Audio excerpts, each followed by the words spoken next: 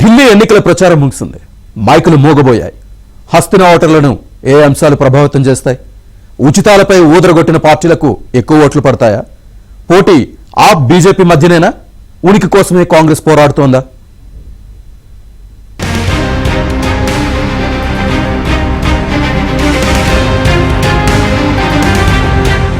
దేశ రాజధాని ఢిల్లీ అంటే సకల జనుల సంగ్రామం. దేశ నలుమూలల నుంచి వచ్చి సెటిల్ అయిన ఓటర్లు ఉంటారు ఇక్కడ.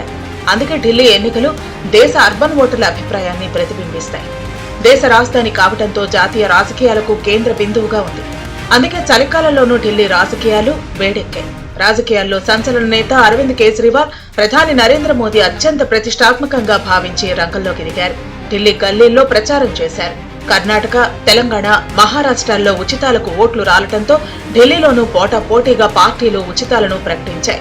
ఇక్కడ ఒక అడుగు ముందుకేసి ఎన్నికలకు ముందుగానే పార్టీలు అర్హులను గుర్తించే దరఖాస్తుల ప్రక్రియను చేపట్టాయి. ఉచిత హామీలతో 2 సార్లు విజయం సాధించిన ఆప్ మరిన్ని గ్యారంటీలు ఇచ్చింది. మధ్యతరగతి మేనిఫెస్టో ప్రకటించింది. ఎన్నికలు సమీపించిన వేళ కేంద్ర బడ్జెట్లో ఆదాయ పన్ను మినహాయింపును 12 లక్షలకు పెంచడం ద్వారా భాజపా సూపర్ 6 కొట్టినట్లయింది.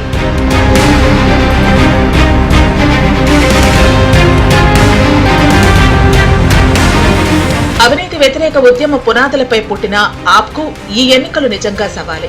ఇటీవల లిక్కర్ స్కామ్ తో ఆ ఇమేజ్ మసకబారింది. అయితే 10 ఏళ్లుగా ఢిల్లీలో ఆప్ అధికారంలో ఉంది. విద్య, వైద్యంలో చేపట్టిన చర్యలతో పాటు ఉచిత విద్యుత్, తాగునీరు గత 2 ఎన్నికల్లో అద్భుత ఫలితాలనిచ్చాయి.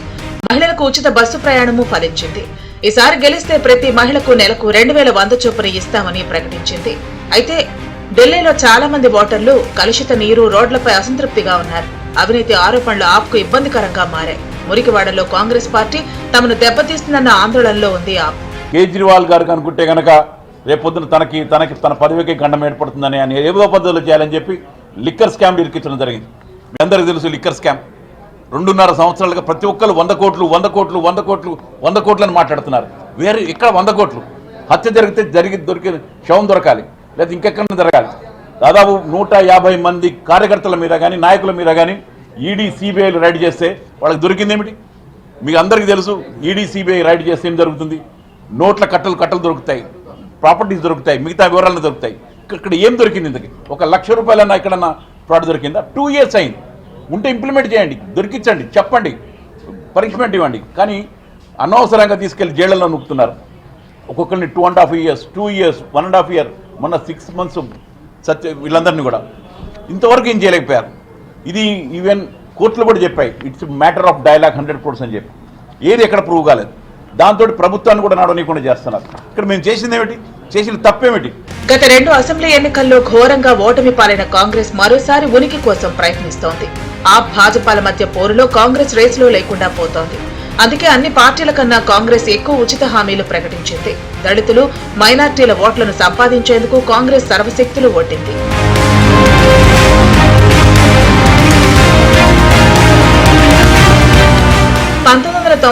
నుంచి ఢిల్లీలో అధికారంలో లేకపోవడంతో ఈసారి ఎలాగైనా పట్టు సాధించడానికి భాజపా సకల యత్నాలు చేస్తోంది. అన్ని రాష్ట్రాల నుంచి ఎన్డీఏ నేతలతో ప్రచారం చేయించింది. సంఘ్ పరివార్తో పాటు అనుబంధ సంఘాలతో ఆప్కు పట్టున్న ప్రాంతాల్లో ప్రచారం చేయించింది. ముఖ్యమంత్రి అభ్యర్థిని మాత్రం బీజేపీ ప్రకటించలేదు.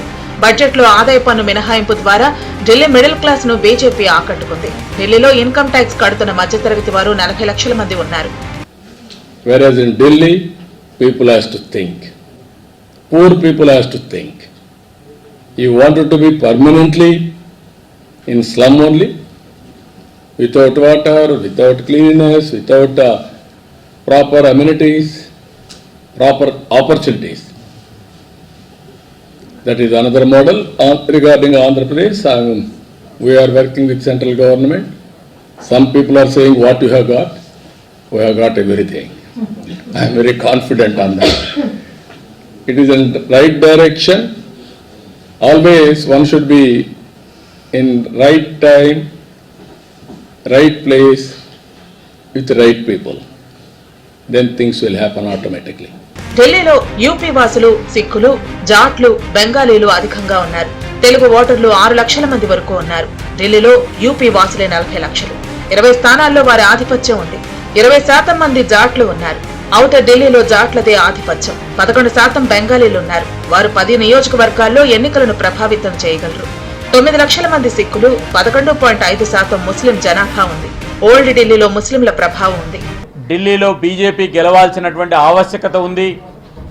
ఢిల్లీలో ఈరోజు అభివృద్ధి కావాలంటే 15 సంవత్సరాలు కాంగ్రెస్ పార్టీ పరిపాలించి 10 సంవత్సరాలు పైబడి ఆమ్ ఆద్మీ పార్టీ పరిపాలించిన కారణంగా అనేక రకాలైనటువంటి అభివృద్ధి విషయంలో వెనుకబడి ఉంది. ఢిల్లీ ప్రజలు చైతన్యవంతులు. 3 సార్లు జరిగినటువంటి పార్లమెంట్ ఎన్నికల్లో 7కు 7 సీట్లు కూడా బీజేపీకి గెలిపించడానికి ముందుకొచ్చారు. కాబట్టి వాళ్ళు పార్లమెంటు అదేవిధంగా అసెంబ్లీని గతంలో వేరుగా చూశారు. ఈ ఎన్నికల్లో ఖచ్చితంగా భారతీయ జనతా పార్టీకి నరేంద్ర మోడీ గారు కావాలనేటువంటిది. గత 2 ఎన్నికల్లో కూడా ఆమ్ ఆద్మీ పార్టీకి వాళ్ళు మేము మద్దతు ఇచ్చాం. మేము ఆశించిన స్థాయిలో మాకు కేజ్రీవాల్ గారి సర్కారు కానీ లేదా కేజ్రీవాల్ పార్టీ కానీ మాకు ఏ రకమైన సహకారం అందించలేదు. ఒక రకంగా నేరుగా మేము ఆమ్ ఆద్మీ పార్టీ కారణంగా మోసపోయినామని చెప్పి ఓటర్లు చెప్పడం జరుగుతుంది.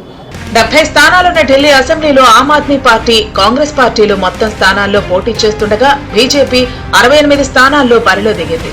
మిగిలిన 2 స్థానాల్ని జేడీయూ, ఎల్జేపీకి కేటాయించింది. సిపిఐ 6 స్థానాలు, సిపిఎం 2, సిపిఐఎంఎల్ 2 స్థానాల్లో పోటీ చేస్తున్నాయి. ఇక బీఎస్పీ 70 స్థానాల్లో, ఎన్సీపీ 30, ఎంఐఎం 2 స్థానాల్లో అభ్యర్థుల్ని రంగంలో దింపాయి. ఎన్ని పార్టీలు పోటీలో ఉన్నా హోరాహోరీ మాత్రం ఆప్ బీజేపీ మధ్యే. ఉన్నది 70 స్థానాలే. పైగా కేంద్రపాలిత ప్రాంతమే అయినా ఢిల్లీ ఎన్నికల్లో ప్రచారం హోరెత్తింది.